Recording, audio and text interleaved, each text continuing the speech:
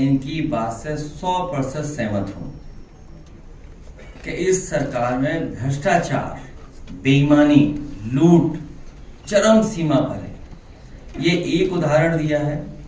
इसी तरह बुंदेलखंड में ये तो धान का उदाहरण दिया इन्होंने कि किस तरीके से खातों तक में पैसे का रिकॉर्ड है, और एक बार नहीं, दो बार नहीं, तीन बार नहीं, जितने भी प्लेटफॉर्म्स हैं, विधानसभा है, पत्र लिख करके जानकारी देना, संस्थाओं तक अपनी बात पहुंचाना, एक भी संस्था इनके खिलाफ, जिन्होंने इतनी बड़ी लूट की है, उनके खिलाफ कोई कार्रवाई नहीं, न कोई जांच किसी स्तर पर। ये तो धान का हुआ। इससे पहले बुंदेलखंड के कई किसान समय समय पर मिले, और जो मूंगफली खरीद थी उसमें भी बड़े पैमाने पर बेईमानी हुई। जो मूंगफली खरीद वाले लोग थे, जो किसान है, उनको लाभ नहीं मिला। उनके लिए जो कीमत तय थी उन्हें नहीं मिली। बिचौलिया और भारतीय जनता पार्टी के कार्यकर्ताओं ने ये बेईमानी की। धान के बाद मूंगफली, मूंगफली के बाद आज गेहूं की खरीद में भी ये सरकार बड़े बड़े लोगों से, उद्योगपतियों से मिली हुई है। जब सरकार को ये पता है, सरकार की जानकारी में है कि अगर किसान अपना खुले बाजार में भी बेचेगा तो उसे कीमत ज्यादा मिलेगी, लेकिन सरकार ने पाबंदी लगाई कि इससे ऊपर कोई भी आढ़ती या उद्योगपति खरीद नहीं सकता है। गेहूं की कीमत किसान को ज्यादा मिल सकती है, लेकिन सरकार उसको, किसान को कीमत नहीं देना चाहता। न केवल ये, बल्कि किसान के ऊपर लगातार संकट पैदा हो रहा है। बिजली महंगी, डीजल पेट्रोल महंगा, खाद महंगी, कीटनाशक दवाइयां महंगी, उनका हर जरूरत का सामान महंगा, जीएसटी लगा करके जितने भी एग्रीकल्चर इक्विपमेंट्स हैं वो महंगे। और अगर कोई सवाल पूछे, कोई इनसे सवाल करे तो उसके ऊपर कार्रवाई है। और अगर कोई ज्यादा आंदोलन में शामिल हो उनके सरकार के खिलाफ, तो बताओ उसकी पगड़ी उतार देंगे, पगड़ी उछाल देंगे। और किसानों की पगड़ी एक बार नहीं उछाली इन्होंने। कई मौके ऐसे आए हैं जहां किसानों को इस भारतीय जनता पार्टी की सरकार ने अपमानित किया है। चाहे वो गाजीपुर से लेकर के गाजियाबाद तक कई उदाहरण हम दे सकते हैं जहां किसानों की लूट इस सरकार में हुई है, और समय समय पे किसान को अपमानित होना पड़ा है। जहां तक भ्रष्टाचार का सवाल है, आज ही लखनऊ में आप में से बहुत सारे साथियों ने अखबार की वो तस्वीरें देखी होंगी जिसमें बेकरी में आग लगी, 2 लोगों की जान चली गई। ये एक जीता जागता हुआ भ्रष्टाचार का उदाहरण है, क्योंकि जितने भी संस्थाएं हैं जो फायर का एनओसी देते हैं, वो जानबूझ करके चलवा रहे हैं। हर जगह पर, हर जगह ऐसी इंडस्ट्री, संस्थाएं चलवा रहे हैं, क्योंकि उनका महीना फिक्स है। अगर वो एनओसी दे देंगे तो महीने का क्या होगा? आपको याद होगा, इसी शहर में सबसे प्राइम जगह पर हजरतगंज में एक बड़ी होटल में आग लगी थी जिसमें जान गई थी। उसके बाद न जाने कितनी इंस्टीट्यूशंस को, न केवल उत्तर प्रदेश की बल्कि जितनी भी इंस्टीट्यूशन उत्तर प्रदेश में, सबको नोटिस दिया था फायर का। लखनऊ में तो दिया था, राजधानी में, लेकिन पूरे उत्तर प्रदेश में सभी को नोटिस दिया था। अगर नोटिस उस समय दिए गए थे तो आखिरकार फायर डिपार्टमेंट क्या कर रहा था? आज कैसे आग लग गई? जो इनकी महीना वसूली है, अगर एनओसी दे देते तो महीना वसूली कैसे होती? यही नहीं, भ्रष्टाचार का अखबार में कई अधिकारियों के खिलाफ कार्रवाई होने जा रही है।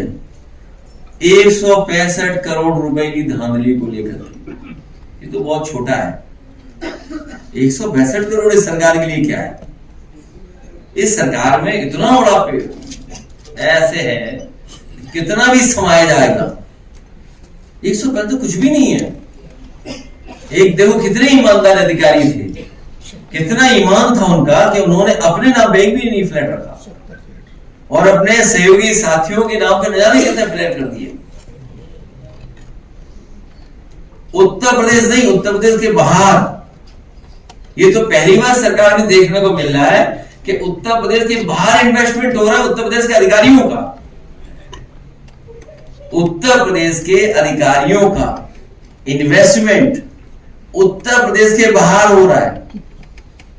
कुछ उत्तर प्रदेश के अधिकारी कर रहे हैं इन्वेस्टमेंट, कुछ उत्तर प्रदेश के बाहर से आए हुए अधिकारी जो बहुत ही मराइदार पोस्ट पे हैं, वो इन्वेस्टमेंट दूसरे स्टेट में कर रहे हैं, जिसमें एक बार तो कितना पैसा पकड़ा गया था। और कमीशन का झगड़ा तो हमने आपने सबने देखा, वो कमीशन का झगड़ा नहीं था, वो बंटवारे का झगड़ा था। और जितने भी मुख्य हैं सब इसी में लगे हुए हैं, क्योंकि चली चला की बेला में जिसके हाथ में जितना लग जाए। और सोचिए हमारी भगवान कितनी मदद करता है। लाए थे अपने आप को चमकाने के लिए, और देखिए तारीफ कितनी हम लोग भी करके गए। वो सच्चे ईमानदार इंसान हैं, उनकी प्रतिष्ठा उनका सम्मान आज भी न केवल क्रिकेट में बल्कि क्रिकेट के बाहर भी जो लोग हैं वो उनको बहुत सम्मान देते हैं, बहुत सम्मानीय पर्सनालिटी है। और सोचिए झूठे लाए उनको समझाने के लिए कि ये हमारा बनाया हुआ है। और देखिए क्यों ना करते, क्योंकि एक डीजीपी आए थे यहां पर, उन्होंने हमारी शिलान्यास की उद्घाटन की दोनों की पट्टियां हटाई थी। हमें याद है उन्होंने कहीं फार्म हाउस बनाया है उत्तर प्रदेश से बाहर, जिन्होंने हमारे नाम की पट्टियां नहीं लगने दी। नाम मत बोलो, इन्होंने ऐसा बोला मैं जान गया किसका नाम ले रहे हैं, क्योंकि जितना मैं कह रहा हूं वो सब समझ रहे हैं बात को। तो सोचिए आप, पट्टियां नहीं लगी थी, छिपा दी होगी। अगर वो उन्हें पट्टियां दिखाई दे जाती तो बात दूसरे ढंग से हो रही होती, कि कोई भी किसी को इस तरह शर्मिंदा नहीं करते हैं। सरकार को शर्मिंदा होना पड़ गया। सोचिए आज भी समाजवादियों का काम है। मैं आज चौहान समाज के लोगों का धन्यवाद देना चाहता हूं, दूर दूर से ये चल करके आए। मैं इनकी भावना को और इनके जो सोच है, जो इन्होंने आज हम लोगों के बीच में बातें रखी हैं, मैं एक एक चौहान समाज का धन्यवाद देता हूं, आभार व्यक्त करता हूं और उन्हें भरोसा दिलाता हूं कि जब भी समाजवादी सरकार बनेगी उन्हें पूरे तरीके से सम्मान दिलाने का काम हम सब लोग मिलकर करेंगे। ये हमारे पीढ़ी के सदस्य हैं, इनकी पीड़ा हमारी पीड़ा एक है। ये पीड़ा का रिश्ता है, ये दुख का रिश्ता है। ये भी समय समय पर अपमानित होते हैं। एक एसओ ने, हमारे एक साथी ने बताया कि एक एसओ ने इसलिए मारा कि उसने सच्चाई सवाल पूछ लिया। ये सरकार तो कैसी है कि अगर सवाल पूछोगे तो आप पर मुकदमा हो जाएगा, आपकी संस्था बंद हो जाएगी। लोकतंत्र में बाबा साहब भीमराव अम्बेडकर जी ने जो संविधान दिया उसके तहत विपक्षी या आम जनता सवाल पूछ सकती है, अपना सवाल कर सकती है। यही तो तानाशाही है। और देखिए तानाशाहों को भी कभी कभी सबक मिलता है। महफिल बहुत सजाई थी लेकिन गन्ना चूसने वाले लूट ले गए, अकेले रह गए। बहुत सजाई थी महफिल, कोई और महफिल को लूट ले गया। ये तो तस्वीरें मैंने सोशल मीडिया पे देखी, इसलिए बात कर रहा हूं। मुझे सोशल मीडिया का धन्यवाद देता हूं कि उसके माध्यम से कुछ तो सच्चाई, कुछ तो तस्वीरें हमें देखने को मिलती। उसी के माध्यम से जो एक शेर कई सदनों में कई बार एकदम फिट होता है बीजेपी का। मैं आए हुए मिश्रा जी का धन्यवाद दूंगा, उन्होंने बहुत मुकाबला किया। अचानक आज हमें यहाँ मिल गए चौहान समाज के कार्यक्रम में। मिश्रा जी को भी बहुत परेशानी का सामना करना पड़ा। हमला हुआ इन पे, वार हुआ इन पे और यही जेल जाना पड़ गया। कमाल की सरकार है। हमला इन्हीं पर हुआ, हालांकि वो हाथा की वजह से ये सब है और मुझे लगता है आपकी वजह से। आप विपक्ष में खड़े हो ना सामने, इसीलिए मिश्रा जी पे भी अन्याय हो रहा है।